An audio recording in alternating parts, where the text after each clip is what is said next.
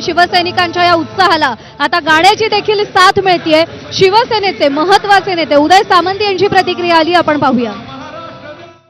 2 दिवसापूर्वी स्वतः माननीय एकनाथ शिंदे साहेबांनी हे सामाजिक भान डोळ्यासमोर ठेवून जो आझाद मैदानावरचा मेळावा होता तो स्थगित केला आणि MMR रिजनमधल्या प्रमुख पदाधिकाऱ्यांचा मेळावा हा आता आपण नेस्कोमध्ये करतोय।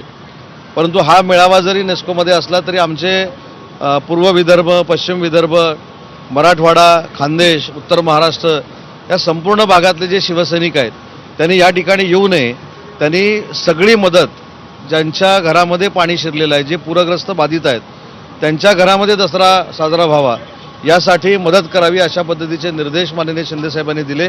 महानगरपालिकेच्या निवडणुकीच्या पार्श्वभूमीवर जरी हा मेळावा असला तरी मी अनेक वेळा असं सांगितले की माननीय शिंदे साहेबांनी मुख्यमंत्री असताना महानगरपालिका, नगरपालिका आणि ग्रामीण भाग याच्यामध्ये जे केलेलं विकासाचं काम आहे किंवा दिलेल्या विविध योजना आहेत त्याच्यामुळं शिंदे साहेब असतील, देवेंद्रजी असतील, अजितदादा असतील हे एकामेकाच्या साथीनं महायुतीचा प्रत्येक स्थानिक स्वराज्य संस्थेवर भगवा फडकवतील याच्यामध्ये तिळमात्रही शंका नाही। गेली 3.5 वर्ष शाब्दिक, घाणेरडी चिखलफेक या सगळ्या मंडळींनी एकनाथ शिंदे साहेबांवर, आमच्या सगळ्यांवर केली, परंतु त्यांनी स्वतःचं आत्मचिंतन केलं पाहिजे। कोण म्हणतं हा पिंजऱ्यातला मेळावा आहे, आम्ही जंगलात आहोत, पण आम्ही डिस्टिंक्शनमध्ये पास झालोय।